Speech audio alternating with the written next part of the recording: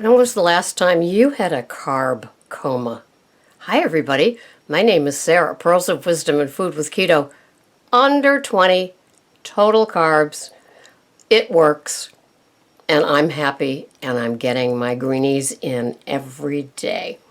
One thing I am having every day is 2 teaspoons of wheatgrass juice powder, not wheatgrass powder. Wheatgrass juice powder, much more concentrated. I get it from Terrasol on Amazon, and I know that that's giving me a lot of what I might not be having in green leafies in abundance, like I used to. Hi, Morning, honey. Life interrupts. So then, carb comas. When was the last time you OD'd and had one of them? Isn't it just the worst feeling? Now, for me, it's only worse in thinking about it after I haven't had a carb coma for a while. Sometimes we are so, especially in the United States, we have so many carbs that we could be in an induced coma all the time and not even know it because we're just so used to the standard American diet. Blah. We don't want to have that, do we? Not good for us. And, we learn more and more. Somebody just posted on my website that citrate, oh, hold on a sec. Citric acid is actually GMO soybeans with maltodextrin. And I answered her back saying, I thought it was a bunch of old grapefruits that were dried and powdered. Shows you how much more I can learn about foods, doesn't it? And so for all of California's efforts to get GMOs disclosed on nutrition labels, alas, the big buck food industry won over, and they weren't there. But you won't find GMOs in Europe. They're a whole lot more ahead than we are. And for most people, they go through life, GMO, schmo, who cares? But I think eventually we will see the impact of GMOs on us. And there was this, some doctors still are recommending canola oil in the United States. You'd have to go far, far, far away to find canola oil that is not GMO a blending of oils. It's just, so when you see that beautiful golden field that is highly photogenic, it's filled with GMOs for your body. So just steer clear of canola. When in doubt, leave out. That's just how I feel, which would mean that most every single bottled salad dressing on the market, right? So you want to steer clear of that. Well, I binged yesterday. Oh, yes, I did, on Dr. Berg. Not hard to do. I've got him on my great big TV, on YouTube, on my TV in the living room, and I just leaned into it. I leaned back as I leaned into everything that he was saying. So to recap, artificial sweeteners, no, could stall your ketosis. Diet sodas, same deal. Most of us are adrenals, and we have adrenal fatigue. So if you can, catch his podcasts about that. You will be amazed. And he always offers suggestions, first in the way of fruit. And fruit. Fruit. Really? First in the way of food, and then sometimes, yes, he shills for his products. And I have one of them. I did find that Terrasol wheatgrass juice powder on Amazon, organic, cheaper, $22 for 16 ounces, and I have 2 teaspoons a day. So for the nutrients inside of that, it's worth it for me. His product is about twice as much, I think. So I did the comparison, and with the organic seal, I feel safe and assured in ordering it and saving the $20. But it is great. His humor is just, I just love his humor. But he talks about such commonsensical things. But because he's a chiropractor by trade, by degree, he talks an awful lot about how certain parts of our bodies, if there's a tick or an ache or a pain or, in my case, tinnitus, which is really supposed to be pronounced tinnitus or something like that, but we're so used to saying tinnitus that it's just become like how when people used to say short-lived when I was growing up, and now it's short-lived. So things just get changed in our little English language. But you tap an opposite part of your body to get relief on something that's in the way. And so it's just kind of interesting. So it was a nice binge fest with him. And he's a big recommender of at least 7 cups of leafies, depending on your weight. And he did the how much protein should I have at each meal?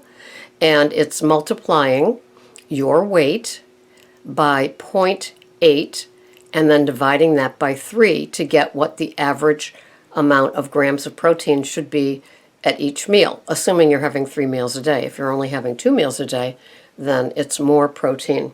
And I find that I can get away with up to 6 ounces of meat at my second and final meal of the day. And I usually aim for 4 ounces or fewer at my first meal of the day. And that just seems to work for me, which ends up 10 ounces of animal protein, be it eggs or burger, pork chop, fish. He says he can safely have more grams of protein when it's fish. And I agree, it seems to be much lighter on my system. But after 4 ounces of salmon, it is so rich for me that's enough. And it is not. Then he also does a thing on farm-raised fish versus wild-caught. And for those of you that are buying farm-raised fish, especially salmon, it's an excellent podcast to see. What got me to buy only wild-caught salmon, and that color is so gorgeous, is when I learned that they dye farm-raised salmon to look like wild-caught salmon. It would have to be identified on the label if it's wild-caught. So don't be duped. But the fact that they're dyeing a fish to look like the real deal, and all the little bad things in it, the little bad buggies in it, and he said, yes, they are fed GMO pellets. Farm-raised fish is fed GMO pellets. How gross is that? So you're just getting this Frankenstein product that's called salmon. So just be very, very, very careful. Find that podcast. Now, if you go into his website, which is Dr. Berg on YouTube, and he's got a gazillion videos. So you might have to do a lot of trailing down. But when I watch it on TV, it's hard to, sometimes it shows the current ones. And just as a reminder, I'm going to post this for Friday, May 12th. He is live at 9 a.m. Eastern Standard Time. And if you want to get educated on things that you didn't even know you needed to know, that's the time to watch. I just really honor his way of the ketogenic lifestyle, what to eat, when to eat, why to eat. He really is a deep well of information, as are many, many others. But because he's got his little quickie podcasts, I always get delighted. And, it does make a difference in my choices the next day at the supermarket or in my meal prepping. There are certain things that I wouldn't dream of having anymore because sometimes I do my binge watching. I do my binge watching of peers like me, what they're eating in a day, and their difficulties, their successes, things like that. And then I do experts like Dr. Berg and Dr. Mercola and Abel James and Dr. Davis and so many that I just forget. Dr. Perlmutter, all those people that really specialize in it. I take a sea salt container and I take a pink Himalayan salt container. when I watch Dr. Oz because he flip-flops according to who's funding his sources. And I can't believe they must absolutely adore him or something because, he's got to be Oprah subsidized too, because he just never sticks to the same thing. From a no snacking segment to a why it's okay to have 3 meals a day with snacks in between, to why it's okay to eat nuts every day, to why you should avoid nuts. It's just crazy. And so I watch him with the grains of salt for sure. So that's how I roll. The more you know, the more you need, the more I know, the more I realize I want to know. I want to dig deeper and find out more. And you really have to scratch the surface to get to things, because it's just not as it seems, and you have to follow the trail of the bucks. Who's funding these specialists that come on and say things are 100% true and blah, blah, blah. One of the things that I respect about a lot of doctors is if they still see clients. Dr. Hyman still sees clients. And that's because they're in the real world, seeing people with real world issues about their food. The food manufacturers are just getting better and better at their game of duping you, and don't think they give a care about what you're eating. And the doctors like it because they can write a script at it, and that makes them happy, and it makes the pharma happy. So don't think for a second that there's anybody out there pulling for you in high places. We have to really forage our safe foods.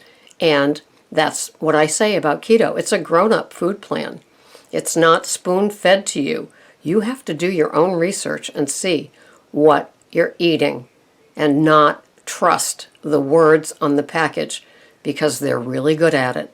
Like when you flip it over and you see, if you know all the different names for sugars, you could see 6 or 7 types of sugar. So it can say low in sugar on the front. Don't be duped. And artificial sweeteners, stay away. Really, chemicals. It's just chemicals. So anyway, this has been Sarah, a little bit of the usual food rant. Have a wonderful Friday. I don't want to see you on Monday, the day after Mother's Day, with a messy Monday. Keep it in check. Just because you're a mom and your kids are taking you out to dinner doesn't mean you can have that French toast at that buffet table. It doesn't mean that. Be good to yourself. You don't want that hangover. You don't want that carb coma the next day. You don't want throwing your body out of ketosis or losing the momentum. There's a hangover from carb comas. Remember those? You don't want another one of them on Monday. So practice your safe eating, keep your carbs under 20, and be the success you want to be. This has been Sarah, Pearls of Wisdom and Food, with keto with carbs under 20. Thanks so much for watching. Bye-bye for now.